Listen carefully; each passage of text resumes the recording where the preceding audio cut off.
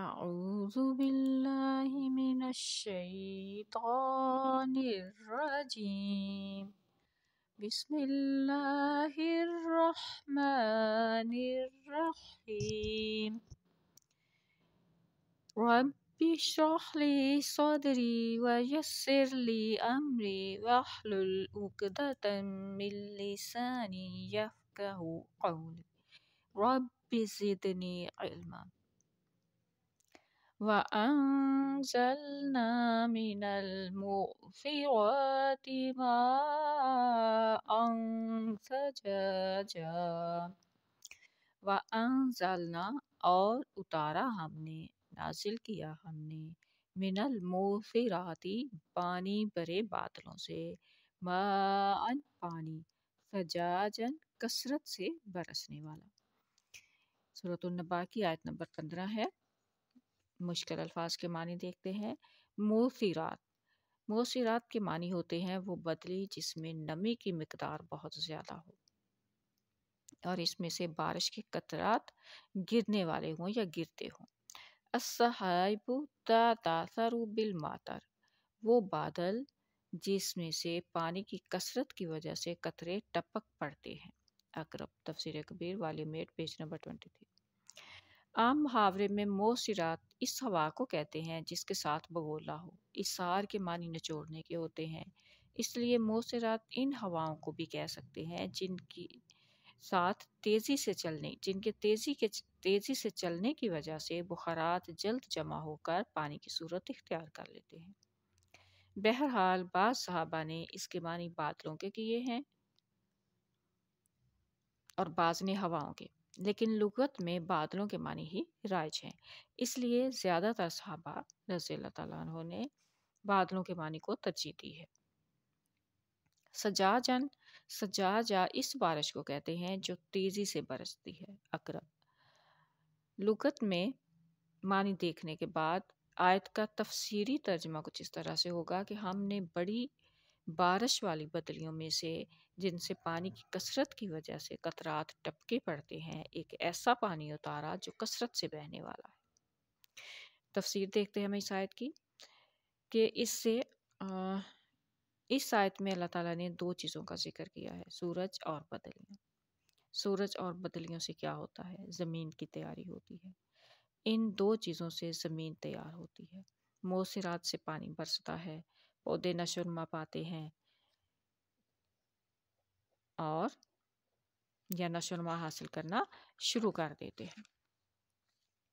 हमने पिछली आयत में पढ़ा वहज। वहज का मतलब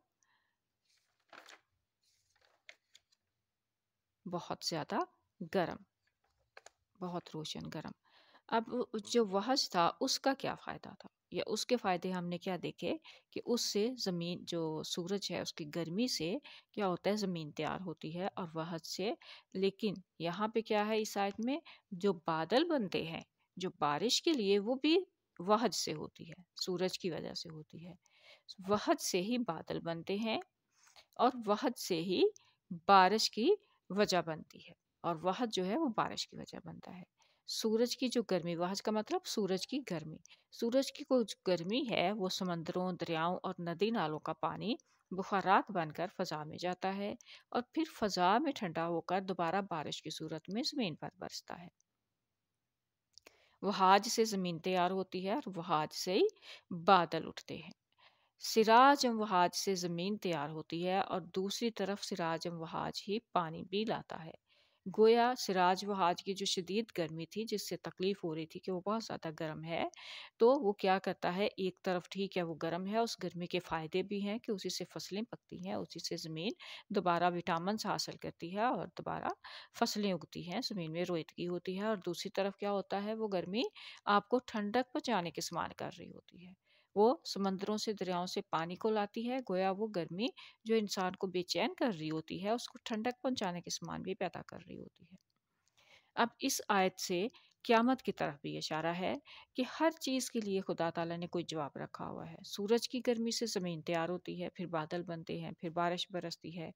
ये सबब और मुसब्बब का जो सिलसिला अल्लाह ताला ने इस कायनात आलम में जारी किया हुआ है, یہ بہودہ اور لغو نہیں ہو سکتا۔ ضرور ہے کہ اس کا کوئی عظیم و شان نتیجہ نکلے گا، اور وہ نتیجہ اس دنیا میں اگر نہیں نکل رہا تو لازماً کسی اور زندگی کو ماننا پڑے گا جہاں ان عظیم و شان کاموں کا کوئی نتیجہ نکلے گا، اور انسان کہہ سکے کہ اللہ تعالیٰ نے جس سلسلہ کائنات کی بنیاد رکھی تھی وہ لغو نہیں تھا۔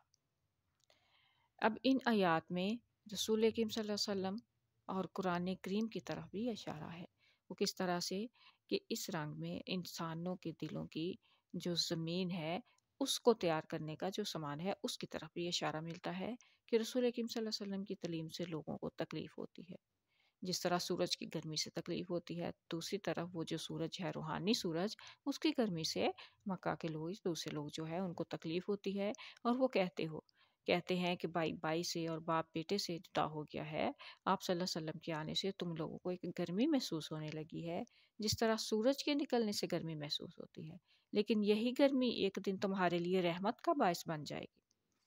اس گرمی سے تمہاری اندرونی قابلیتوں کو ابارا جا رہا ہے، تمہارے اندر نئی قابلیتیں پیدا کی جا رہی ہیں، اور تم اس تغیر پر تکلیف محسوس کرتے ہو۔ لیکن سورج کی گرمی بھی راحت کے سامان، جسے سورج کی گرمی سے تکلیف ہوتی ہے، جیسے ڈاکٹر آپریشن کرتا ہے تو چاقو سے تکلیف ہوتی ہے، لیکن سورج کی گرمی بھی راحت کے سامان پیدا کر رہی ہوتی ہے، اور چاقو کی تکلیف بھی انسان کی صحت اور آرام کا موجب بن جاتی ہے۔ اس طرح رسول کریم صلی اللہ علیہ وسلم کی وحج کی روشنی جو ہے وہ تمہارے لیے راحت اور آرام کا موجب ہوگی۔ ایک دن اسی وحج سے تمہارے دلوں میں ایمان اور عرفان کی بدلیاں اٹھنے لگیں گی، اور تمہارے دلوں سے علم و عرفان کے وہ سوتے پھوٹ پڑیں گے جن کا پانی ساری دنیا میں پھیل جائے گا۔ یہی مضمون ہے اس جگہ پر۔ تو اس جگہ وَأَنزَلْنَا مِنَ الْمُعْصِرَاتِ مَاءً ثَجَاجًا کہ اس روحانی سورج کی گرمی سے تمہارے دلوں کی زمین تیار ہوگی، پھر اسی گرمی کے نتیجہ میں وہاں سے ایسے بخارات اٹھیں گے جو بادلوں کی صورت اختیار کر لیں گے، اور پھر وہی بادل تمہارے دلوں کی زمین پر برسیں گے، اور ان کا پانی ساری دنیا میں پھیل جائے گا۔ تو یہ جو آیات ہیں ان میں دونوں طرف اشارہ ہے، ایک تو مادی ضروریات ہماری پوری کر رہے ہیں، زمین تیار ہونا اور پانی برسانا اور گرمی اور ٹھنڈک، اور دوسری طرف روحانی طور پر بھی روحانی سورج رسول کریم صلی اللہ علیہ وسلم کی تبلیغ سے لوگوں کو جو تکلیف ہوتی ہے تو وہ دوسری طرف اس کے آرام اور سائز کے سامان جو ہیں وہ پیدا کر رہے ہوتے ہیں۔ وآخر الدعوانا ان الحمد للہ رب العالمین۔